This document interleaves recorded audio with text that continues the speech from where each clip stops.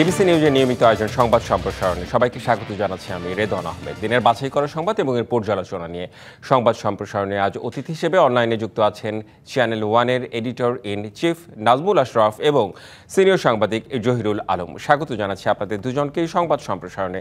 দিনের বাছাই করা সংবাদ নিয়ে আমরা আলোচনা করে থাকি। আজকে বেগম খালেদা জিয়ার বিষয়টাও আজই শুরুতেই একটু এই বিষয়টি নিয়ে আলোচনা করতে চাই। রোববার নাগাদ বেগম খালেদা জিয়া যেতে পারে লন্ডনে, তার শারীরিক অবস্থার উপর সেটা নির্ভর করবে। শুরুতে একটু নাজমুল আশরাফ আপনার মন্তব্য জানতে চাই। ধন্যবাদ আপনাকে। যে বক্তব্যটি আপনি দিলেন এটি দলের পক্ষ থেকে বলা হয়েছে যে আগামীকাল, আজকে যে এয়ার অ্যাম্বুলেন্সটি আসার কথা ছিল সেটি আগামীকাল বিকাল নাগাদ আসতে পারে। তাহলে রোববার সকালে 9টা-10টার দিকে হয়তো বিএনপি চেয়ারপারসন বেগম খালেদা জিয়াকে নিয়ে লন্ডনের উদ্দেশ্যে রওনা হতে পারে। কিন্তু আমরা আরেকটু আপডেট জেনেছি চ্যানেল ওয়ানের পক্ষ থেকে। কাতারের যে ঢাকায় দূতাবাস আছে সেখানে যোগাযোগ করা হয়েছিল। ওখানকার একজন কর্মকর্তা জানিয়েছেন যে কাতার থেকে যে এয়ার অ্যাম্বুলেন্সটি আসার কথা সেটি তো যান্ত্রিক ত্রুটির কারণে আসতে পারে নাই, সে কারণে আজকে আসা হয় না। তারা বিকল্প হিসেবে জার্মানি থেকে যে আরেকটা এয়ার অ্যাম্বুলেন্স পাঠাবে সেটার ব্যাপারে ওই দূতাবাসের কর্মকর্তা বলেছেন যে এটি কখন আসবে সেটা নির্ভর করে ঢাকায় এভার কেয়ারে বেগম জিয়াকে যারা চিকিৎসা দিচ্ছেন তাদের মতামতের উপর। আপনি জানেন যে আজকে ওনার একটা ছোট্ট আপনার অস্ত্রোপচার হয়েছে। এর পরে উনি কতটা স্টেবল হবেন, আপনার ফ্লাই করার মতো সক্ষম থাকবেন কিনা সেই ব্যাপারে এই বিশেষজ্ঞ চিকিৎসক দল দেশি বিদেশি মিলে তাদের মতামতের উপরে নির্ভর করবে এবং এরপর সেটি জার্মানি থেকে আসবে। তো কাতার দূতাবাসের ওই কর্মকর্তার কথা অনুযায়ী এই বিষয়টা আরো কয়েকদিন লাগবে। তার মানে রোববারে না হওয়ার সম্ভাবনা আছে। হ্যাঁ, তার মানে রবিবারে নাও হবার সম্ভাবনা আছে। তার মানে মেডিকেল বোর্ড, মেডিকেল টিম যেটি বলবে তার উপর সম্ভাবনা করে এই এয়ার অ্যাম্বুলেন্স রওনা হবে, তাই তো? জি জি জি জি। সারা দেশে দোয়া প্রার্থনা হচ্ছে। আপনার কাছে নাজমুল আশরাফ জানতে চাই, নিশ্চয়ই। বেগম খালেদা জিয়ার বর্ণাঢ্য জীবন নিয়ে আসলে কি বলবেন?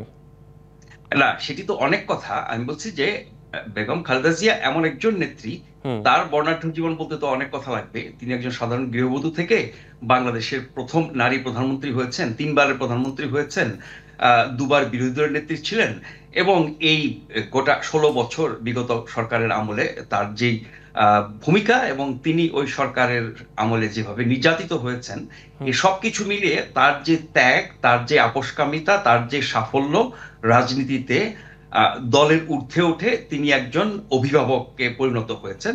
এবং এই মুহূর্তে যদি আপনি বলেন বা 5ই আগস্টের পর থেকে গত 15-16 মাসে বিভিন্ন দলের মধ্যে যেসব বিভেদ, মন্তব্য, বিরোধিতা, পারস্পরিক দোষারোপ আরো অনেক কিছু আসে, এই জায়গাটায় কিন্তু বেগম খালেদা জিয়া সবার ঊর্ধ্বে আছেন। যারা প্রতিদিন প্রতিনিয়ত বিএনপির সমালোচনা করে, বিএনপির বিভিন্ন কর্মকাণ্ড নিয়ে খুব তীব্র ভাষায় আক্রমণ করে, অনেক রকমের অভিযোগ অনুযোগ করে, তারাও কিন্তু বেগম জিয়াকে সবাই শ্রদ্ধা করেন। ফলে বেগম জিয়া একজন জাতীয় নেত্রী এবং অভিভাবকে পরিণত হয়েছেন তার এই দীর্ঘ বর্ণাঢ্য এবং সফল আপোষকামী রাজনৈতিক জীবনের মাধ্যমে। ফলে তিনি দলমত সবার ঊর্ধ্বে আছেন।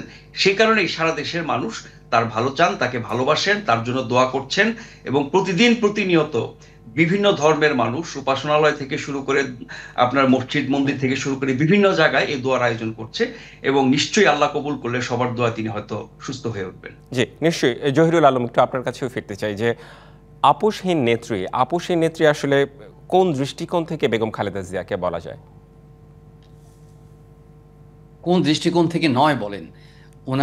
উনি একজন বিরোধী দলের ক্ষেত্রে তিনি বিরোধী দলীয় নেতা যখন ছিলেন তখন তার আপোষকামিতা বেশি ছিল, আপোষহীন ছিলেন বেশি, নাকি যখন সরকারি দলে ছিলেন? না, ওনার পরিপূর্ণভাবে ওনার রাজনৈতিক জীবনকে যদি বিশ্লেষণ করেন তাহলে আপনি দেখেন যে ওনার যে রাজনীতি শুরু, স্বৈরাচার বিরোধী যে আন্দোলন থেকে শুরু করে যেভাবে তিনি এরশাদ বিরোধী সে আন্দোলনকে উনি সফলতা দিয়েছিলেন এবং সেখানেই তার যে অনমনীয় মনোভাব, অন্য রাজনৈতিক দলগুলো যেভাবে এরশাদের সঙ্গে সমঝোতা করে, নির্বাচন করে, আপোষ করে যেভাবে গণতন্ত্রকে বিপদাপন্ন করেছে, সেখানে সেই যাত্রা থেকেই কিন্তু তার আমাদের ওনার পরিচয়। এরপর থেকে উনি দেখেন যে দীর্ঘ তার রাজনৈতিক জীবনে উনি প্রধানমন্ত্রী হিসেবে তো তার সাফল্যের ডানা ব্যাখ্যা এবং বিস্তৃতি আছে, কিন্তু একই সঙ্গে যে স্বৈরাচার মানে বিগত যে ফ্যাসিবাদ যে বিরোধী যে আন্দোলন কিংবা স্বৈরাচারের যে পতন ঘটলো পতিত সরকারের সময়, তিনি যেভাবে নিজেকে ধরে রেখেছেন, তার রাজনৈতিক দলকে যেভাবে ঐক্যবদ্ধ রেখেছেন এবং একই সঙ্গে সকল ফ্যাসিবাদ বিরোধী শক্তিকে যিনি যেভাবে এক প্ল্যাটফর্মে রেখেছেন, সেটি একটি তার বড় ধরনের মাইলফলক। একই সঙ্গে আমি বলবো যে 1/11-এর সময় তার যে ভূমিকা, সেই ভূমিকাকেও বাংলাদেশের রাজনীতিতে একটা বিরাট মাইলস্টোন হয়ে থাকবে। সেখানেও কিন্তু অনেক রাজনৈতিক নেতৃবৃন্দকে আমরা দেখেছি বিভিন্নভাবে আপোস করতে, কিন্তু বেগম খালেদা জিয়া সবসময় রেজিলিয়েন্ট ছিলেন, তিনি নিজের দেশের প্রতি কমিটেড ছিলেন, তিনি কখনো কোনো চাপের মুখে কিন্তু নতি স্বীকার করেননি। এবং হাসিনা বিরোধী আন্দোলনের সময় হাসিনা তাকে যেভাবে, শেখ হাসিনার সময়ে তাকে যেভাবে নির্যাতন করা হয়েছে, সেসব নির্যাতনের মুখেও কিন্তু তিনি অনমনীয় ছিলেন, তিনি কমিটেড ছিলেন। এবং তার বিরুদ্ধে যেসব মানে জুলুম চলেছে, যে ধরনের মামলাগুলো চলেছে, মিথ্যা মামলাগুলো চলেছে, সেই মামলাগুলোকে কিন্তু ফেস করেছেন। তিনি কখনো কিন্তু নিজেকে কিন্তু কখনো কম্প্রোমাইজ করেন নাই। এই বিষয়গুলো কিন্তু প্রতিটা মানুষের কাছে তার যে ইমেজ, তার যে একটা অবিসংবাদিত একটা মানে চারিত্রিক দৃঢ়তা, সেগুলো কিন্তু প্রতিষ্ঠা করেছে। এবং সে কারণেই আশরাফ ভাই যে একটু আগে বললেন যে তিনি কিন্তু আসলে দলীয় প্রতীক হিসেবে আর দলীয় নেত্রী হিসেবে আর নন, তিনি একটা জাতীয় অভিভাবকে পরিণত হয়েছেন, একটা ঐক্যের প্রতীকে পরিণত হয়েছেন। এবং সারা দেশের মানুষ, সকল রাজনৈতিক দলমত নির্বিশেষে সকল মানুষই কিন্তু তার জন্য প্রার্থনা করছে এবং তার তার শুভকামনা করছে, যাতে এই নেত্রী বাংলাদেশের জাতীয় জীবনে তার যে গুরুত্ব, তার যে অবদান এবং আগামী দিনের পথ যে মানে রোড ম্যাপ, বাংলাদেশের যে গণতান্ত্রিক রূপান্তরের জন্য যে চেষ্টা, যে সংকটকালীন সময় আমরা অতিক্রম করছি এবং একটি গণতন্ত্রবিহীন একটি সমাজে যে দীর্ঘকাল আমরা মানে কাটিয়েছি, নির্বাচনবিহীন একটা সমাজে আমরা কাটিয়েছি, সেখান থেকে উত্তরণের জন্য যখন আমাদের অপেক্ষা, ঠিক সেই সময় এই নেত্রীর এই সংকটকালীন অবস্থা মানুষকে কিন্তু ভাবিয়ে তুলেছে, দুশ্চিন্তাগ্রস্ত করেছে, উদ্বেগের মধ্যে ফেলেছে। সুস্থতা কামনা করছেন সবাই। আসলে জহিরুল আলম, একটি বিষয় যে জুবাইদা রহমান আজকে লন্ডন থেকে এসেছেন, পরিবারের সদস্যদের যাদের লিস্ট দেওয়া হয়েছে বিএনপির পক্ষ থেকে যারা লন্ডনে যাবেন, যদি যায় রবিবার কিংবা চিকিৎসক বোর্ডের মানে সিদ্ধান্তে যদি যায় কিংবা পরবর্তীতেও যদি যাওয়া হয়, সেখানে জুবাইদা রহমান লন্ডন থেকে বাংলাদেশে এসে আবারও লন্ডনে যাচ্ছেন, এটা কি পরিবারের সদস্য হিসেবে ওনার আশা, কিংবা তারপর যদি লন্ডনে যাওয়া হয় তারপর যাওয়া, মানে বিষয়টা একটু আপনার কাছ থেকে জানতে চাচ্ছিলাম। না, আসলে কি আমরা মনে হয় যে বেগম খালেদা জিয়ার পরিবারকে কেন্দ্র করে যে বিতর্কগুলো রাজনৈতিক অঙ্গনে চলছে, হয়তো আমাদের মানে এই ব্যাপারে অনেকের হয়তো কৌতূহল থাকতে পারে, কিন্তু এটা কিন্তু একটা সৌজন্য, একটা ভদ্রতা এবং শালীনতার প্রশ্ন যে পরিবারের সদস্যরা বেগম খালেদা জিয়ার শারীরিক মানে পরিস্থিতিকে কিভাবে মোকাবেলা করবেন, কিভাবে তারা সেটাকে তাকে টেক কেয়ার করবেন, কি ধরনের সিদ্ধান্ত নেবেন। আমার মনে হয় যে এই জায়গাতে পরিবার সর্বোচ্চ জায়গা, এটা তাদের প্যারামাউন্ট, তাদের জুরিসডিকশন আমি মনে করি। অবশ্যই রাজনৈতিক নেত্রী হিসেবে তিনি সকল মানুষের, কিন্তু এখানে পরিবারের যে এখতিয়ার, সেই এখতিয়ারকে কিন্তু আমরা সৌজন্যের সঙ্গে এবং শালীনতার সঙ্গে দেখা উচিত। ওনারা যে সিদ্ধান্ত গ্রহণ করেন, এখন দেখেন যে জনাব তারেক রহমানের দেশে আসা না আসা ইত্যাদি নিয়ে নানা ধরনের আলোচনা আছে, হয়তো এটা থাকাটা স্বাভাবিক, কিন্তু একই সঙ্গে আমাদের কিন্তু রেসপেক্টফুল থাকতে হবে যে এখানে মা সন্তানের বিষয়, এখানে তার পরিবারের অন্যান্য সদস্যদের তার সঙ্গে কানেকশনের বিষয়, এই গভীর সম্পর্কের ব্যাপারে তারা যেটা উপযুক্ত মনে করবেন, সেই উপযুক্ত সিদ্ধান্তের প্রতি কিন্তু আমাদের শ্রদ্ধাশীল থাকাটা হচ্ছে কি এক ধরনের শালীনতা, এক ধরনের সিভিলিটি। এই সিভিলিটির মধ্যে কিন্তু আমাদের রাজনৈতিক সংস্কৃতির মধ্যে কিন্তু আমরা অনেক ক্ষেত্রেই ব্যত্যয় ঘটাই। কাজেই বেগম জুবাইদা রহমান, এখানে যে ডক্টর জুবাইদুর রহমান যে ঢাকায় এসছেন, এটা তাদের পারিবারিক সিদ্ধান্ত এবং ডেফিনেটলি উনি পুরো মেডিকেল বোর্ডের কার্যক্রমকে কিন্তু সমন্বয় করছেন, সেটা আমরা সবাই জানি। এবং ঢাকায় তিনি অবস্থান করছেন এই মুহূর্তে, যদি প্রয়োজন মনে করেন নিশ্চয়ই হয়তো বেগম খালেদা জিয়ার সঙ্গে যদি তার লন্ডনে যাওয়া প্রয়োজন হয়, তিনি অ্যাকম্পানি করবেন, পরিবারের অন্য সদস্যরাও থাকবেন বলে আমরা জানি। তো একই সঙ্গে যদি উনি নিশ্চয়ই আবারও ফিরবো আপনার কাছে, আরো প্রসঙ্গ রয়েছে। নাজমুল আশরাফ, একটু সংক্ষেপে জানতে চাই, জুবাইদা রহমানের মানে চিকিৎসক হিসেবে এই যে মেডিকেল বোর্ডের সাথে তত্ত্বাবধান করা, এটা তো গুরুত্বপূর্ণ, একটু সংক্ষেপে বলবেন আপনার মন্তব্য। নিশ্চয়ই নিশ্চয়ই তিনি লন্ডনের থেকেও কিন্তু এই সমন্বয়টা করেছেন। তিনি নিজে একজন চিকিৎসক এবং জি। এই চিকিৎসা বোর্ডের অংশ হয়ে তিনি আজকে হাসপাতালেও গেছেন। হুম। তার বাংলাদেশে আসার উদ্দেশ্য আমরা জানি, দলের পক্ষ থেকে বলা হয়েছে, চিকিৎসকরা বলেছেন যে তিনি এসে বেগম জিয়াকে নিয়ে আবার লন্ডনে যাবেন চিকিৎসার জন্য। তো সেটি তো হলো না, বিলম্বিত হলো। তিনি এসছেন, তিনি আছেন। এখন যখন বেগম জিয়াকে নিয়ে যাওয়া হবে লন্ডনে, নিশ্চয়ই তার সাথে তিনি ফেরত যাবেন। তো তার এখন আসাটা, এটা তো পারিবারিক বিষয়, পুরোটা জহির আলম ব্যাখ্যা করেছেন। তার সাথে রাজনীতিও তো পরিবারের বিষয়ের বাইরে না। জি। জনাব তারেক রহমানের আসতে না পারার বিষয়টা তিনি নিজেও আপনার বিবৃতি দিয়ে বলেছেন। সেই কারণে অন্তত তার পরিবারের পক্ষ থেকে একজন আসা, আর তিনি আবার চিকিৎসক এবং এই চিকিৎসা প্রক্রিয়ার সাথে জড়িত, সেই হিসেবে তার আসাটা জরুরি ছিল। জি, খুবই সম্পৃক্ততা রয়েছে তার আসার সাথে আর কি বেগম খালেদা জিয়ার অসুস্থতার। নিশ্চয়ই আমরা একটা বিরতিতে আমাদের যেতে হবে। বিরতির পর ফিরে এসে আমাদের আরও দু একটি টপিক রয়েছে আজকের আলোচিত বিষয়, সেসব নিয়ে আসলে আলোচনা করতে চাই। আপনাদের সাথে সঙ্গেই থাকবেন আশা করি। আবারও স্বাগত জানাচ্ছি সংবাদ সম্প্রসারণে। আমাদের সাথে আজ অতিথি হিসেবে যুক্ত রয়েছেন নাজমুল আশরাফ এবং জহিরুল আলম। বিরতির পর আবারও আপনাদের দুজনকেই স্বাগত জানাচ্ছি।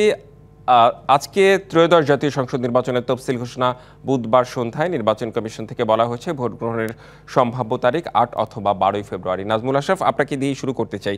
এই যে তফসিল ঘোষণা হচ্ছে বুধবার, আমি নির্বাচন কমিশন এবং রাজনৈতিক দলগুলো নিয়ে একটু আলোচনা করতে চাই। অন্যদিকে হচ্ছে বেগম খালেদা জিয়া অসুস্থ, বিএনপির রাজনীতিতে, এবং তারেক রহমান এখন পর্যন্ত দেশে ফেরেননি। সেই ক্ষেত্রে আসলে মন্তব্য জানতে চাই আপনার কাছ থেকে। দেখেন, নির্বাচন সবাই চায় এবং এই নির্বাচন চাওয়া ব্যাপারে রাজনৈতিক দলগুলোর মধ্যে এখন কোনো বিরোধ নাই। আমরা বেশ কিছুদিন আগে কিছু কিছু দলের অনীহা বা পরে বা এই সময়ে না হওয়ার কথা, কিন্তু সরকার যখন ঘোষণা করে দিয়েছে যে ফেব্রুয়ারি প্রথমার্ধে হবে, সেই মোতাবেক নির্বাচন কমিশন আগাচ্ছে, রাজনৈতিক দলগুলো আগাচ্ছে এবং সবাই কিন্তু রাজনৈতিক মাঠে নেমে পড়েছে। গত কিছুদিন ধরে বেগম জিয়ার অসুস্থতার কারণে হয়তো এই রাজনৈতিক তৎপরতা বা নির্বাচনী তৎপরতাতে একটুখানি ভাটা পড়েছে। তারপরও কিন্তু প্রতিদিন প্রতিনিয়ত সব দলের প্রার্থীরাই কোথাও না কোথাও তারা এরকম কর্মসূচি করে বেড়াচ্ছেন, রাজনৈতিক কর্মসূচি। তার মানে প্রত্যাশিত নির্বাচনটি হবে, সে লক্ষ্যেই সবাই আগাচ্ছে। কিন্তু কোনো কিছুই নিশ্চিতভাবে বলা যাবে না যে এই পরিকল্পনা বা যেভাবে সবাই আগাচ্ছে যে এটা এই সময়ের মধ্যেই হবে। কারণ অনেক রকমের অনিশ্চয়তা, অনেক রকমের ফ্যাক্টরস, কিছু ফ্যাক্টরস দেশি, কিছু ফ্যাক্টরস বিদেশি, কিছু দৃশ্যমান, কিছু অদৃশ্যমান।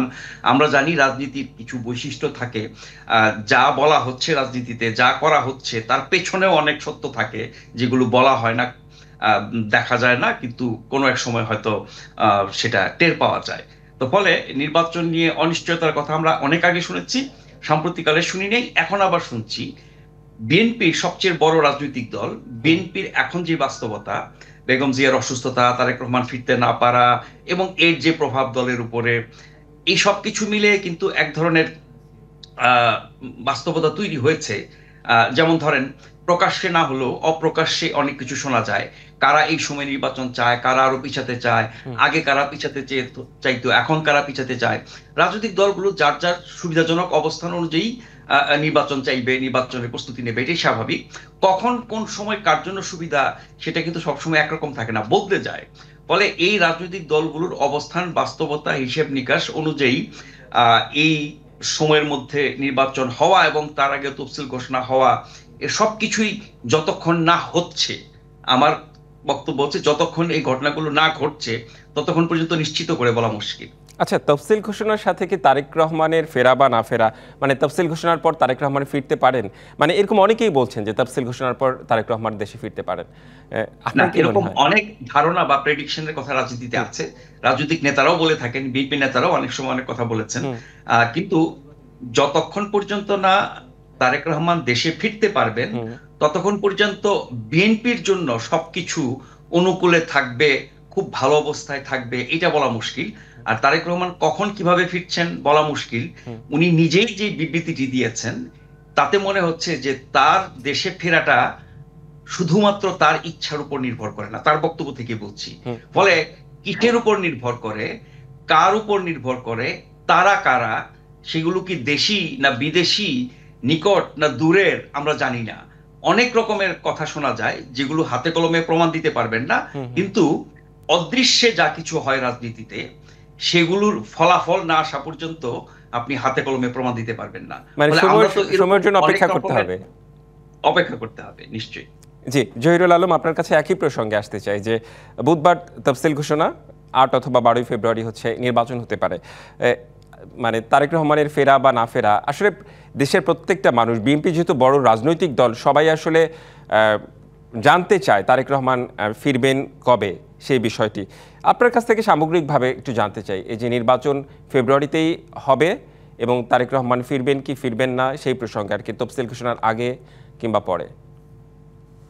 না, বিএনপি দীর্ঘদিন ধরেই নির্বাচনের জন্য দাবি জানিয়ে আসছে, এবং নির্বাচনের যে আসন্ন তফসিল এবং নির্বাচনের যে টাইমলাইন, আমার মনে হয় যে এখানে বিএনপির বর্তমান অবস্থান একেবারেই পরিষ্কার। বিএনপি নির্বাচন করতে চায় যত দ্রুত সম্ভব। তারেক রহমান সাহেব নির্বাচনে দেশে থেকে নেতৃত্ব দিবেন কি লন্ডনে থেকে নেতৃত্ব দিবেন সেই বিষয়টি আসলে এখনই বলা মুশকিল, কারণ এ ধরনের একটা ক্রিটিক্যাল সময়েও যখন ওনার দেশে আসার বিষয়টি আমরা বাস্তবায়িত হতে দেখছি না, সে সময়ে তফসিল ঘোষণার পরে উনি সামনে থেকে দেশে থেকে দলকে নির্বাচনের নেতৃত্ব দিবেন কিনা সে বিষয়টি আসলে বলা খুবই মুশকিল এই মুহূর্তে। কিন্তু নির্বাচন নিয়ে যখন একটা অনিশ্চয়তার প্রশ্ন আসে, সন্দেহের দোলাচল আসে, সেটা কেন, সেটা নিয়ে আসলে গভীর একটা বিশ্লেষণের ব্যাপার আছে। আমার ধারণা যে বিএনপির দিক থেকে দেখেন, এখনো কিন্তু গতকালও যেমন বিএনপির পক্ষ থেকে ইলেকশন কমিশনে যাওয়া হয়েছে এবং সেখানে তারা 36 জনের মনোনয়নের ঘোষণা দিয়েছেন, তারা একটা স্বাভাবিক প্রক্রিয়ার মধ্যে আছে। কিন্তু নির্বাচন সময় মতো হলে এটার বেনিফিট বা এটার সুবিধা কতটা বিএনপির অনুকূলে যাবে, কতটা অন্যদের অনুকূলে যাবে, সেটা নিয়ে কিন্তু নানা ধরনের ব্যাখ্যা বিশ্লেষণ আছে। নির্বাচন পেছালে কি হবে সে বিষয়ে দেখেন, এনসিপির পক্ষ থেকেও কিন্তু বলা হয়েছে যে খালেদা জিয়ার স্বাস্থ্যগত কারণ দেখিয়ে ওনারা বলেছেন যে এই মুহূর্তে তফসিল ওনারা আসলে পেছানোর কিছুটা পক্ষে। কেন বিএনপির পক্ষ থেকে তো সেটা বলা হয়নি, তাহলে এনসিপির পক্ষ থেকে এই বক্তব্যটি কেন এলো? আবার জামাতে ইসলামী নির্বাচন করতে চায়, ভালো, তারা কিন্তু নির্বাচনের বিরোধী নয়, তারাও নির্বাচনের পক্ষে আছে, কিন্তু কৌশলগতভাবে কিন্তু দেখা যাচ্ছে যে জামাত তাদের জন্য সুবিধাজনক হয় যদি তারা আরও কিছুটা সময় পায়। যেভাবে তারা বিভিন্ন মানে কি বলবো যে পাবলিক ইউনিভার্সিটি বলেন বা জনসমর্থনের দিক বলেন, নির্বাচনী রেসের মধ্যে জামাতে যে আলোচনাগুলো উঠেছে, সেখানে তারা খুব ইমিডিয়েট নির্বাচনের সাথে একটা লং টার্ম একটা সময় ক্ষেপণ করে যদি নির্বাচন হয়, তাহলে হয়তো বা এই ধরনের আলোচনা কিন্তু রাজনীতির ময়দানে আছে। সুতরাং নির্বাচন মানে নির্ধারিত সময়ের মধ্যে বা ফেব্রুয়ারি টাইমলাইনের মধ্যে নির্বাচন হয়ে গেলে সেটা সবার মুখের ভাষায় বা রাজনৈতিক সিদ্ধান্তে বা ঘোষণায় কিন্তু সেটা আছে, কিন্তু এটার লাভালাভের ব্যাপারটি, এটার লাভ ক্ষতির হিসাবটি কিন্তু একটা জটিল সমীকরণের মধ্যে কিন্তু এখনও রাজনৈতিক অঙ্গনে এই আলোচনাটি চলছে। কাজে নির্বাচন কেন্দ্রিক পরিচ্ছন্ন পরিষ্কার সুনির্দিষ্ট কোনো অবস্থান এখনও পর্যন্ত যারা নির্বাচন নিয়ে গভীরভাবে ভাবছেন তারা কিন্তু বলতে পারছেন না যে নির্বাচন সময় মতো হয়ে যাবে কিনা। তবে আপাত দৃষ্টি মনে হচ্ছে যে নির্বাচনের পথে তো কোনো বাধা নেই, সকল পক্ষই নির্বাচনের জন্য প্রস্তুত, নির্বাচনের মাধ্যমে একটা গণতান্ত্রিক উত্তরণের জন্য সবাই সেই প্রস্তুতি এবং সেই মানে কার্যক্রমগুলো চালিয়ে যাচ্ছেন এবং সেদিকে সেটা সবাই আশা করে। জি নিশ্চয়ই। নাজমুল আশরাফ, আপনার কাছে একটু খুবই সংক্ষেপে একটু জানতে চাই, এনসিপি আজকে বলেছে যে সব দল প্রস্তুত হওয়ার পর তফসিল চায় এনসিপি, মানে প্রস্তুতটা আসলে কি রকম, আরো কি ধরনের প্রস্তুতি নেবে? না, প্রস্তুতি তো সবাই নিচ্ছে, তফসিল ঘোষণার পরে চূড়ান্ত প্রস্তুতি হবে। এনসিপি নিজেই তো কিছুদিন আগে নির্বাচন পেছানোর কথা বলছিল, এখন আবার ভিন্ন কথা বলছে। এই যে একটু আগে বললাম যে প্রত্যেকটা দল তার বাস্তবতার জন্য কোনটা উপযোগী বেশি সেটা তারা হিসাব করে বলে।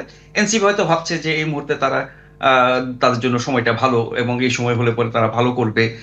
এনসিপি একা করবে না কোনো জোটে যাবে, কোন জোটে যাবে সেগুলোর ব্যাপারে এখনো সিদ্ধান্ত হয় নাই।